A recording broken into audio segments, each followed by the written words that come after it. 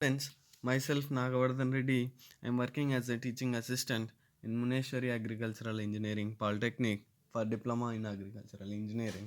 Now, I am taking a lecture in the tractor systems operation and maintenance. In this tractor systems operation and maintenance, now I will deal with the fluid coupling clutch. In the last class, I discussed you about the multiple plate clutch and single plate clutch. These are the types of friction plate clutches. Okay, friction clutches. And I discuss you about the dog clutch. Okay, మిగతా two types of clutches గురించి last క్లాస్లో చెప్పుకున్నాం అనమాట. Now in this class we discuss about the fluid coupling clutch. Okay, fluid coupling క్లచ్కి friction క్లచ్కి ఒక చాలా major difference అనేది ఉంటుందన్నమాట. ఓకే, ఏంటంటే ఇక్కడ ఫ్లూయిడ్ కప్లింగ్ క్లచ్లో మనకి ఈ యొక్క డ్రైవింగ్ మెంబర్కి అండ్ డ్రివెన్ మెంబర్కి మధ్యలో మెకానికల్ కనెక్షన్ అనేది ఏమీ ఉండదన్నమాట. వెరాస్ ఫ్రిక్షన్ క్లచ్లో friction members and clutch plates ద్వారా మనకి ఈ యొక్క మెకానికల్ కనెక్షన్ అనేది మనము క్రియేట్ చేస్తున్నాం. దేనికి మధ్యలో? డ్రైవింగ్ మెంబర్కి అండ్ ఆల్సో డ్రివెన్ మెంబర్కి మధ్యలో. That is the major difference in the fluid coupling clutch. అయితే ఏ విధంగా రన్ అవుతుంది? ఓకే, ఏ విధంగా రన్ అవుతుందంటే దీనికి ఒక ప్రిన్సిపల్ ఉందన్నమాట. ఏంది ఆ ప్రిన్సిపల్ అంటే, మనము జనరల్గా ఒక ఫ్యాన్, 2 టేబుల్ ఫ్యాన్స్ని కన్సిడర్ చేసుకోండి. Okay, 2 table fans. ఇక్కడ ఒక టేబుల్ ఫ్యాన్ ఉంది. ఓకే, అండ్ సెకండ్ వన్ దీనికి ఆపోజిట్లో ఇంకొక టేబుల్ ఫ్యాన్ ఉందనుకోండి. 2 టేబుల్ ఫ్యాన్స్ ఉన్నాయి. ఆ 2 టేబుల్ ఫ్యాన్స్లో ఒక టేబుల్ ఫ్యాన్కి మాత్రమే మనము ఎలక్ట్రికల్ కనెక్షన్ ఇచ్చామన్నమాట. ఓకే, ఎలక్ట్రికల్ కనెక్షన్ ఇచ్చాం అంటే మనము దానికి పవర్ ఇచ్చామన్నమాట. వేరే సెకండ్ వన్కి వచ్చేసరికి మనమేం పవర్ ఇవ్వలేదన్నమాట. ఓకే, అయితే ఈ యొక్క ఫస్ట్ వన్ రన్ అవ్వడం వల్ల, ఓకే, ఫస్ట్ టేబుల్ ఫ్యాన్ వచ్చేసరికి మనకి తిరగడం వల్ల దానికి ఆపోజిట్లో ఉన్న సెకండ్ టేబుల్ ఫ్యాన్ ఏంటంటే చిన్నగా దీని నుంచి వచ్చే ఎయిర్ ద్వారా, ఓకే, దీని నుంచి వచ్చే ఎయిర్ ద్వారా చిన్నగా సెకండ్ ఫ్యాన్ కూడా మనకి తిరగడం మొదలు పెడుతుంది అనమాట. అంటే తిరగడం మొదలుపెట్టిన తర్వాత కొద్దిసేపటికి at a point of time ఈ యొక్క 2 ఫ్యాన్స్ వచ్చేసరికి సేమ్ స్పీడ్లో రన్ అవుతాయి అన్నమాట. ఓకేనా, సేమ్ స్పీడ్లో రన్ అవుతాయి. ఓకే, ఎలా ఈ విధంగా జరిగిందంటే మధ్యలో పాస్ అయ్యే ఫ్లూయిడ్, ఆ ఫ్లూయిడ్ ఏంటంటే ఇక్కడ ఎయిర్ అనే ఫ్లూయిడ్ ద్వారా మనకి ఈ యొక్క ప్రిన్సిపల్ అనేది వర్క్ అవుతుందన్నమాట. ఈ యొక్క ఫ్లూయిడ్ ద్వారా ఫస్ట్ టేబుల్ ఫ్యాన్కి పవర్ ఇచ్చినప్పుడు సెకండ్ టేబుల్ ఫ్యాన్కి పవర్ ఇవ్వకపోయినా కూడా ఫస్ట్ ద్వారా సెకండ్ టేబుల్ ఫ్యాన్ అనేది రన్ అవుతుంది. ఇదే డ్రైవింగ్ ఫ్యాన్ అనమాట. ఓకే, దీన్నే డ్రివెన్ ఫ్యాన్ అని పిలుస్తారు.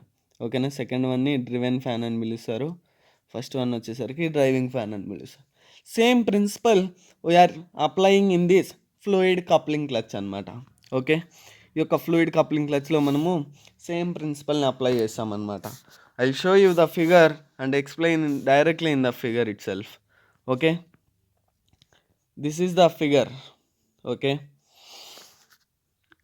ఓకే, ఇదే ఫిగర్ అనమాట. మనకి ఇట్ సైడ్ ఉన్న షాఫ్ట్నే మనము డ్రైవింగ్ షాఫ్ట్ అని పిలుస్తామన్నమాట. ఓకే, దీన్నే డ్రివెన్ షాఫ్ట్ అని పిలుస్తామన్నమాట. ఓకే, డ్రైవింగ్ షాఫ్ట్ ఒకటి, డ్రివెన్ షాఫ్ట్ ఒకటి. ఓకే, అండ్ మనకి ఈ యొక్క డ్రైవింగ్ షాఫ్ట్కి ఏంటంటే ఈ యొక్క రేడియల్ వెయిన్స్తో ఉన్న ఒక కన్స్ట్రక్షన్ అనేది ఇట్ సైడ్ ఏదైతే కన్స్ట్రక్షన్ ఉందో, రేడియల్ వెయిన్స్తో ఉండే కన్స్ట్రక్షన్ ఏదైతే ఉందో దాన్నే మనము ఇంపెల్లర్ అని పిలుస్తామన్నమాట. ఓకే, ఈ యొక్క ఇటు క్రాస్ లైన్స్ ఉన్నాయి కదా, దాన్ని మనం రేడియల్ వెయిన్స్ అని పిలుస్తాం. ఓకే, దీన్నే మనము ఈ యొక్క ఇంపెల్లర్ అనేది ఈ యొక్క డ్రైవింగ్ షాఫ్ట్కి కనెక్ట్ అయి ఉంటుంది అనమాట.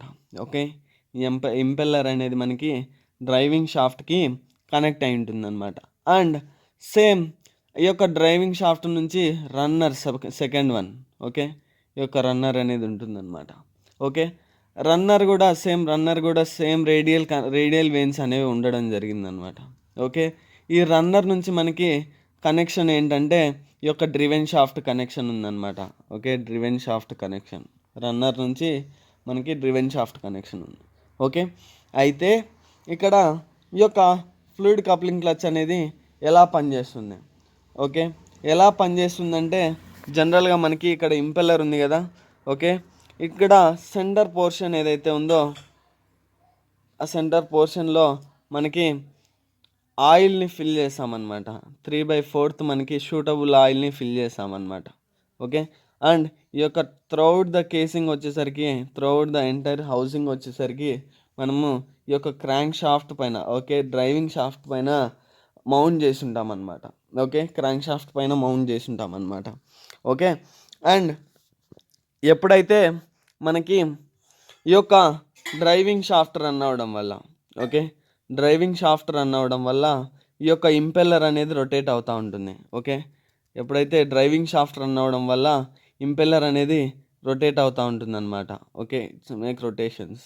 ఓకే, ఇంపెల్లర్ రొటేట్ అవుతూ ఉంటే దీనికి ఇంపెల్లర్కి ఇక్కడ సెంటర్లో ఉన్న ఆయిల్ వచ్చేసరికి ఇక ఇంపెల్లర్ రొటేట్ అవ్వడం వల్ల ఈ సెంటర్లో ఉన్న ఆయిల్ సెంట్రిఫ్యూగల్ ఫోర్స్ ద్వారా మనకి ఏమవుతుందంటే ఈ యొక్క ఆయిల్ అనేది బయటికి రావడం జరిగిందనమాట. ఓకే, దీంట్లో సెంటర్లో ఉన్న ఆయిల్ వచ్చేసరికి సెంట్రిఫ్యూగల్ ఫోర్స్ ద్వారా ఆయిల్ అనేది బయటకు వస్తుంది. ఎప్పుడు ఇంపెల్లర్ స్టార్ట్స్ రన్నింగ్ అయినప్పుడు, ఓకే, ఇంపెల్లర్ రన్ అవుతున్నప్పుడు స్టార్టింగ్లో, ఓకే, అలా స్టార్టింగ్ రన్ అవుతున్నప్పుడు ఆయిల్ అనేది బయటకు వస్తుంది. అలా బయటకు వచ్చిన ఆయిల్ వచ్చేసరికి ఈ యొక్క ఆయిల్ చిన్నగా వెళ్ళి రన్నర్లోకి వెళ్తుంది అనమాట. ఓకే, రన్నర్ మధ్యలోకి వెళ్తుంది. ఆ రన్నర్ మధ్యలో ఏంటంటే మనకి ఈ యొక్క ఆయిల్ ద్వారా ఈ యొక్క ఫ్లూయిడ్ ద్వారా మనకి రన్నర్ కూడా రొటేట్ అవుతుంది అనమాట చిన్నగా. ఓకే, ఎప్పుడు వరకు అయితే మనకి ఈ యొక్క ఇంపెల్లర్ అండ్ రన్నర్ డిఫరెంట్ స్పీడ్స్లో రన్ అవుతాయో అంతవరకు కూడా ఈ యొక్క ఆయిల్ సర్క్యులేషన్ అనేది యూనిఫామ్గా జరుగుతూ ఉంటుందన్నమాట. ఓకే, అండ్ ఇక్కడ నుంచి మళ్ళీ ఏంటంటే ఈ రన్నర్లోకి వచ్చిన ఆయిల్ ఎక్కడికి వెళ్తుందంటే ఈ రన్నర్లోకి వచ్చిన ఆయిల్ మళ్ళీ సెంటర్లోకి వెళ్తుంది. సెంటర్లోకి వెళ్ళి మళ్ళీ సెంట్రిఫ్యూగల్ ఫోర్స్ ద్వారా మళ్ళీ ఇంపెల్లర్లోకి వచ్చి ఇంపెల్లర్లోంచి మళ్ళీ రన్నర్కి వెళ్ళి మళ్ళీ ఇటు లోపలికి వచ్చేసి, ఓకే, ఇలా సేమ్ సర్క్యులేషన్స్ అనేది చేస్తూ ఉంటుంది. యూనిఫామ్ సర్క్యులేషన్స్ అనేది ఆయిల్ చేస్తూనే ఉంటుంది. ఎంతవరకు అలా యూనిఫామ్ సర్క్యులేషన్ చేస్తుందంటే ఈ యొక్క ఇంపెల్లర్ అండ్ రన్నర్ అనేది డిఫరెంట్ స్పీడ్స్లో, సేమ్ స్పీడ్స్లో కాదు, డిఫరెంట్ స్పీడ్స్లో రన్ అయ్యేంత వరకు కూడా ఈ యొక్క ఆయిల్ అనేది యూనిఫామ్గా సర్క్యులేట్ అవుతుందన్నమాట. ఎప్పుడైతే మనకి ఇంపెల్లర్ అండ్ రన్నర్ రెండు ఒకటే స్పీడ్కి వచ్చినాయో, ఓకే, ఇంపెల్లర్ అండ్ రన్నర్ రెండు ఒకటే స్పీడ్కి వచ్చినాయో అప్పుడు మనకి ఈ యొక్క ఫ్లూయిడ్ ఏదైతే ఆయిల్ లోపల ఏదైతే ఉందో ఆ ఆయిల్ రన్ అవ్వడం, ఓకే, సర్క్యులేట్ అవ్వడం మానేస్తుంది అనమాట. ఎప్పుడైతే ఇంపెల్లర్ అండ్ రన్నర్ రెండు సేమ్ స్పీడ్లోకి వచ్చినాయో అప్పుడు మనకి ఈ యొక్క ఏమవుతుంది, ఆయిల్ అనేది సర్క్యులేట్ అవ్వడం మానేస్తుంది అనమాట. ఓకే, కాన్స్టెంట్ స్పీడ్ వచ్చేంత వరకు, ఓకే, ఈక్వల్ స్పీడ్ వచ్చేంత వరకు కూడా మనకి ఈ యొక్క ఆయిల్ అనేది సర్క్యులేట్ అవుతూ ఉంటుంది. అండ్ ఇప్పుడు ఈ యొక్క రన్నర్ రొటేట్ అవుతే ఈ యొక్క రన్నర్ రొటేట్ అయిన వెంటనే మనకి ఈ రన్నర్ దేనికి కనెక్షన్ ఉందని చెప్పాం? డ్రివెన్ షాఫ్ట్కి కనెక్షన్ ఉంది. ఈ రన్నర్ రొటేట్ అవ్వడం వల్ల ఆటోమేటిక్గా డ్రివెన్ షాఫ్ట్ కూడా రొటేట్ అవుతుంది అనమాట. ఇక్కడ మనకి రన్నర్ దగ్గర ఆయిల్ లీక్ కాకుండా స్ప్రింగ్ లోడెడ్ సీలింగ్ అనేది ఏర్పాటు చేశారనమాట. ఈ పోర్షన్స్లో మనకి స్ప్రింగ్ లోడెడ్ సీలింగ్ అనేది ఏర్పాటు చేశారు. ఎందుకు అంటే ఈ యొక్క ఆయిల్ బయటికి రాకుండా ఉండడం కోసం రన్నర్ దగ్గర. ఓకే, ఎప్పుడైతే ఈ రన్నర్ రొటేట్ అవుతుందో ఆటోమేటిక్గా డ్రివెన్ మెంబర్ కూడా మనకి రొటేట్ అవుతుంది అనమాట. ఓకేనా, డ్రివెన్ మెంబర్ రొటేట్ అయితే మనకి యొక్క ట్రాన్స్మిషన్ అనేది జరుగుతున్నట్టు అనమాట. ఓకే, ఆటోమేటిక్గా ట్రాన్స్మిషన్ అనేది జరుగుతుంది. ఓకేనా, అండ్ మనకి ఈ యొక్క ఫ్లూయిడ్ కప్లింగ్ ద్వారా మనకి టార్క్ అనేది మల్టిప్లై కాదు కానీ, టార్క్ అనేది డబల్ కాదు కానీ ఎంతైతే ఇక్కడ టార్క్ ఇచ్చామో అంత టార్క్ కూడా మనకి ఈ యొక్క ట్రాన్స్మిషన్ యూనిట్లోకి డ్రివెన్ షాఫ్ట్లోకి పంపిస్తుంది అనమాట. సేమ్ టార్క్ను మనము డ్రివెన్ షాఫ్ట్లోకి పంపిస్తుంది అనమాట.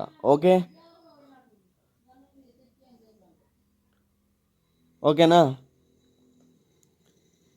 మనకి టార్క్ ఏం మల్టిప్లై కాకుండా సేమ్ టార్క్ మనకి దీంట్లోకి వెళ్తుంది అనమాట. ఓకే, దేంట్లోకి? డ్రివెన్ షాఫ్ట్లోకి. ఓకే, మనం ఎంతైతే డ్రైవింగ్ షాఫ్ట్ ద్వారా టార్క్ ఇచ్చామో అంత టార్క్ కూడా మనకి డ్రివెన్ షాఫ్ట్లోకి వస్తుంది అనమాట. ఓకే,